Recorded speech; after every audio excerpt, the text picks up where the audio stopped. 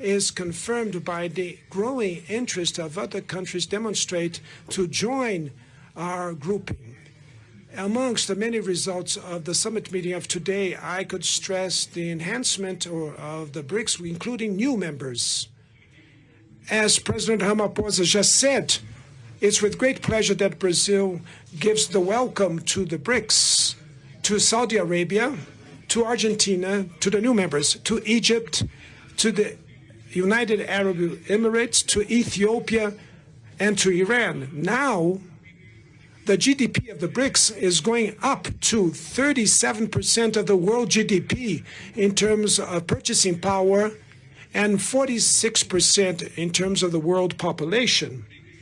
BRICS will continue open to new members, and for that we also approved criteria procedures for future members. We also approved the creation of a working group so that we can study the adoption of unit currency as reference for the BRICS.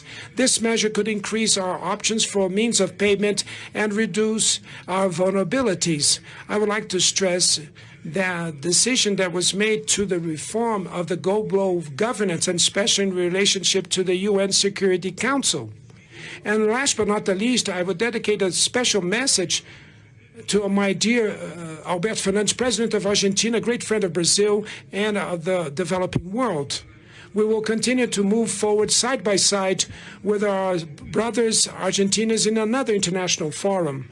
We will continue to advocate themes with direct impact of the quality of lives of our peoples, as fighting hunger, poverty, and inequality, and the promotion of sustainable development. We will promote the overcome of all ways of inequality that exists in the world, and that the BRICS will continue to be a driving force of a new international order that will have more fairness and an indispensable player to promote peace, to promote multilateralism, and in the defense of the international order and rule. Thank you very much.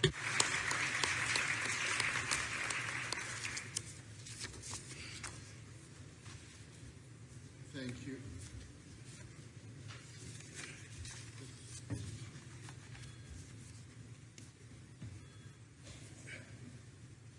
Thank you, Lula da Silva, for your statement. It now gives me a privilege to ask President Vladimir Putin, President of the Russian Federation, to speak.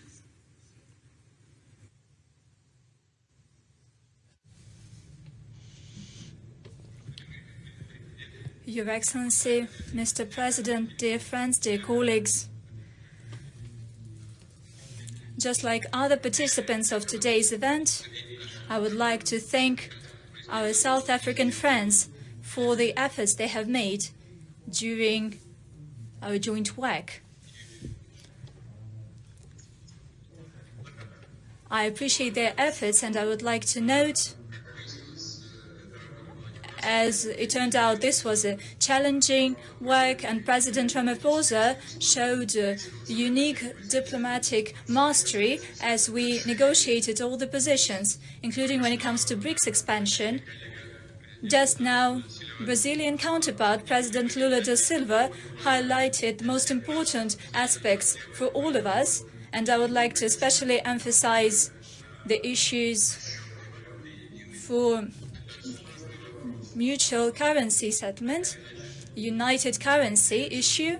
This is a challenging task. Nevertheless, we will move towards resolution. And the second thing that I would like to mention, it has to do with ensuring settlements between our countries in economic terms. I would like to congratulate new BRICS members on the full membership. They will assume their membership next year. Let me assure all of the colleagues that we will keep up with the work that we have launched to expand BRICS' influence in the world. Namely, I mean ensuring practical collaboration with new BRICS members and with those who will be working with BRICS within the outreach format with our partners who pay attention to cooperation with our group and that are willing to work with us. We really appreciate and respect that, and we will definitely ensure a smooth work. Certainly, we will consult with all the colleagues on how to best arrange this work during discussions at the level of foreign ministers and other agencies. We will establish the relevant rules and procedures so that the role and importance of BRICS in the world continue to grow. Thanks a lot.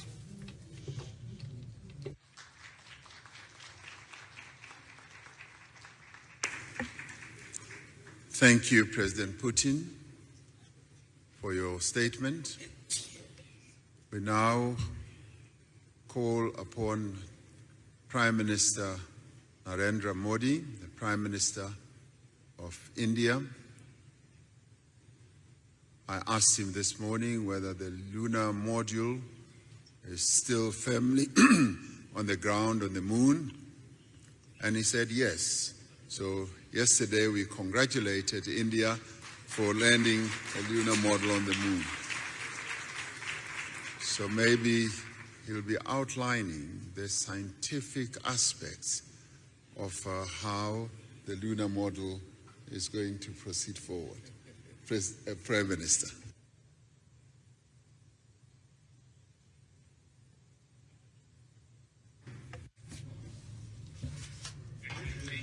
Excellencies, friends from the media, Namaskar. First of all, I would like to commend my friend, President Ramaphosa, for the successful organization of this summit. I congratulate him for this. I'm very pleased that this three-day meeting has had many positive outcomes.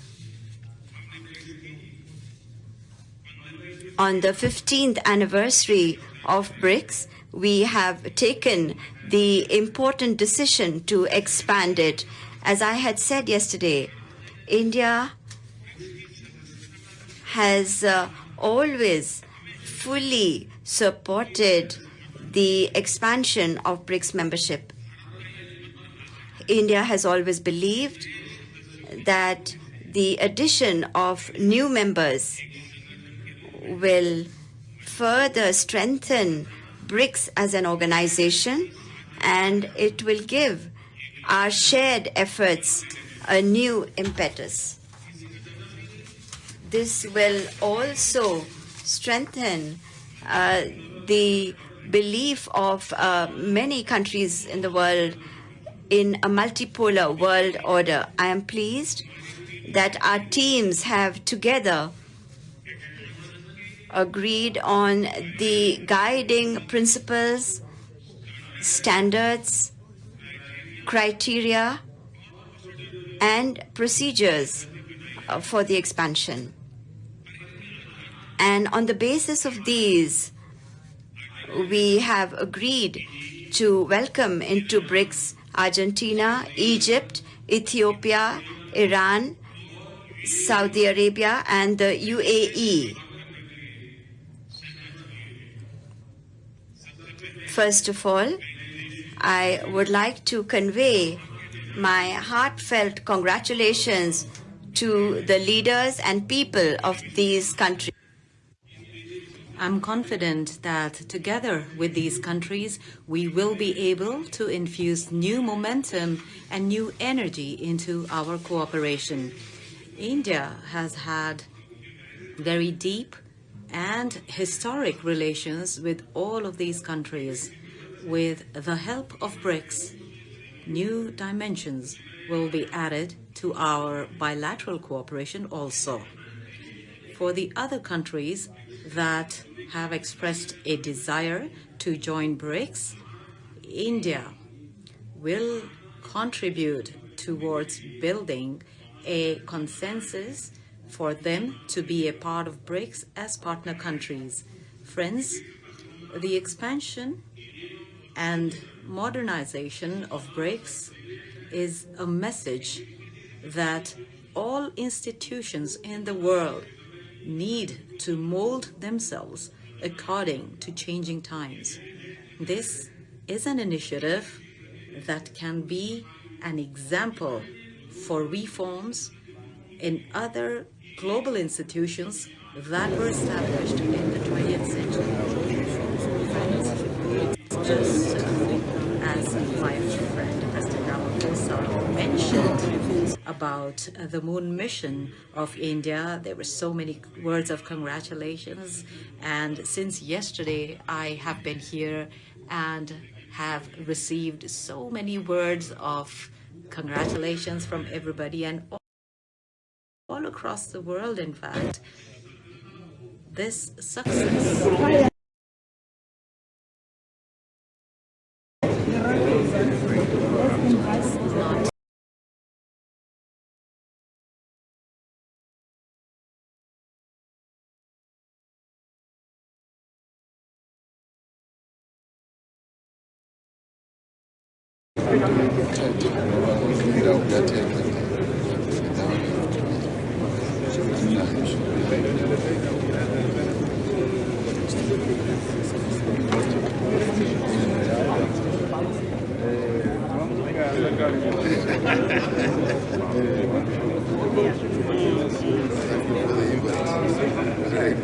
Your Excellencies, may I now invite you to the meeting. We will start with the meeting.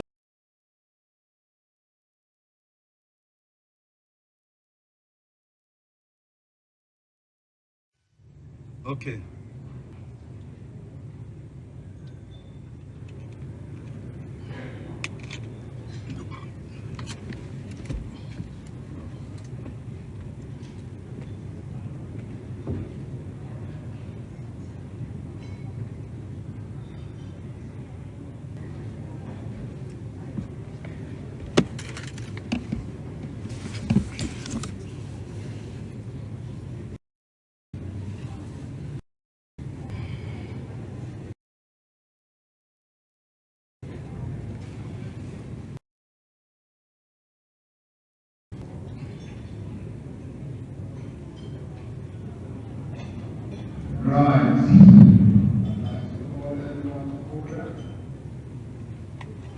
So that we can have the opportunity to commence with the BRICS Africa Outreach and BRICS Plus dialogue. Would like to thank you all for being here. I will make my opening remarks, and thereafter, in the order of the letters of BRICS, I will allow the other BRICS leaders to speak as well. Your Excellency, Mr. Antonio Guterres, the Secretary General of the United Nations, Your Excellency, President Azali Assoumani, President of the Union of the Comoros and Chair of the African Union, Your Excellencies, leaders of BRICS nations, Excellencies, leaders of Africa and the Global South leaders, leaders of regional institutions, honorable ministers, Deputy President of the Republic of South Africa, Paul Mashatile. It is a great honor to welcome you all to South Africa. Purpose and the role of BRICS in the world today. We recall the Bandung Conference of 1955, when Asian and African nations demanded a greater voice for the developing countries in world affairs. The conference called for the recognition of the equality of all nations, both large and small. We still share that common vision of a fair and a just world. We still seek to overcome polarity and division. We want a world without barriers between North, South, East, and West. We still seek a world in which we work together, underpinned by mutual respect.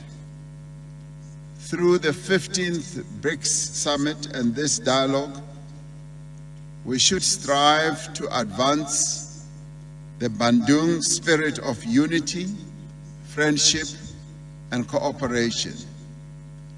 In South Africa, we have a word that we use to describe friendship, cooperation, and we call that Ubuntu.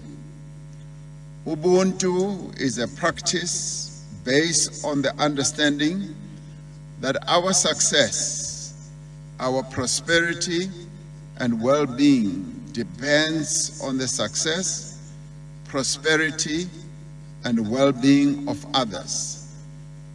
That is why we also use another South African term about our identities, whilst respecting the identities of others. We often say, I am because you are. And that is a recognition, and that is the respect that we want to accord to one another. We see the BRICS partnership as a catalyst for global growth and development and response to the needs of all nations.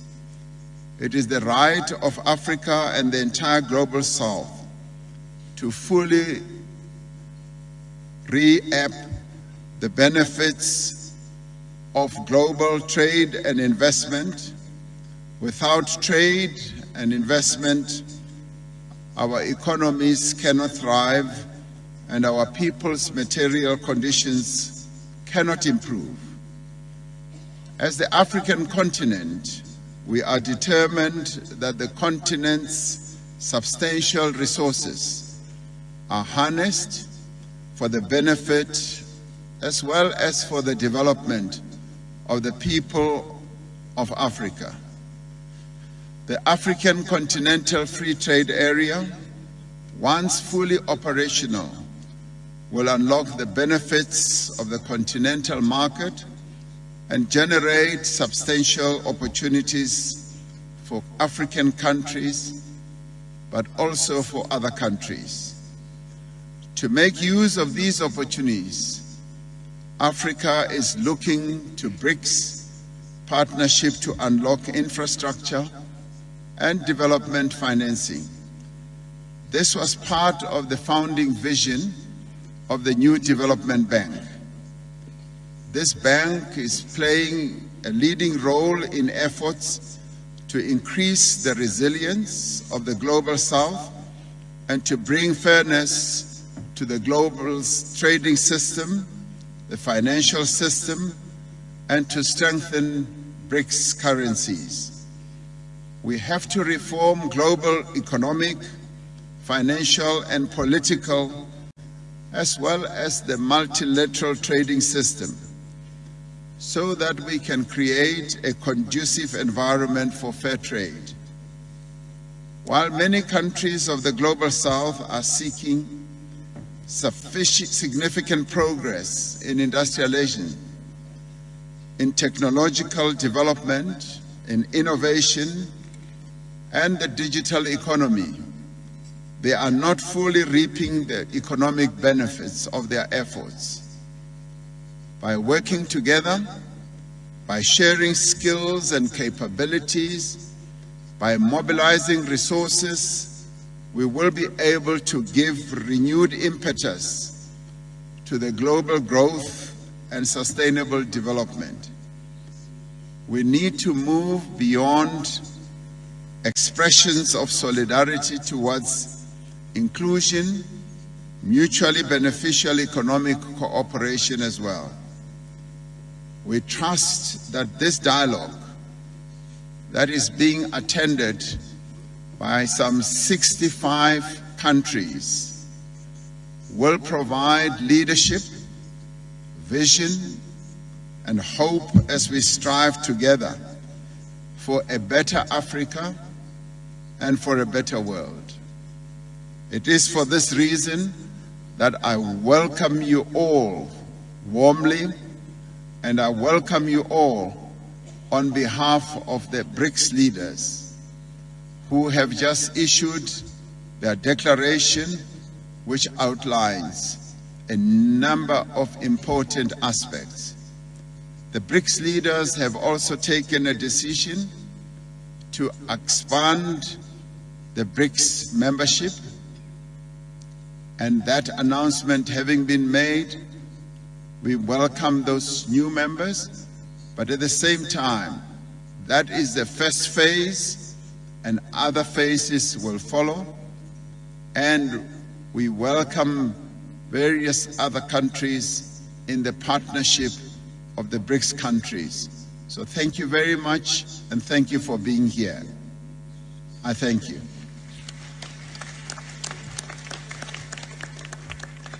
Having done that, I now would like to invite President Lula da Silva, the President of the Republic of Brazil, to take the floor.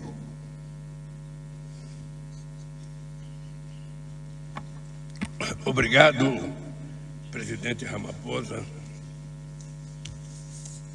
Obrigado, companheiros presidentes dos países que compõem os BRICS. Eu gostaria de cumprimentar o presidente Ramaphosa por dedicar este debate à parceria dos BRICS com o Sul Global, em especial com a África. É hora de revitalizar a cooperação entre os países em desenvolvimento. Vemos hoje o surgimento de novos desafios que se somam aos problemas de longa data. Fomos atingidos por uma pandemia, por novos conflitos e por uma grave emergência climática, no momento em que trabalhávamos pela implementação dos Objetivos de Desenvolvimento Sustentável. Quando adotada a Agenda 2030, traçava rota para um futuro melhor. Hoje, metade das metas está atrasada e houve estagnação ou retrocesso em quase um terço das metas. A insegurança alimentar regrediu para os patamares de 2005. A democracia, em vários lugares, se vê ameaçada pelo extremismo ou corroída pela xenofobia. Estamos, mais uma vez na história, sob o risco de uma guerra nuclear. O mundo andou para trás. Muitas das respostas que buscamos para construir um mundo mais equitativo estão na África. A Covid-19 ceifou milhões de vidas, mas apesar dos obstáculos injustificáveis ao acesso a vacinas, a África apresentou taxas de mortalidade muito baixas. Enquanto preocupações de segurança limitam cada vez mais o compartilhamento de tecnologias, a União Africana lança estratégias de transformação digital e centenas de startups e centros de inovação surgem na África.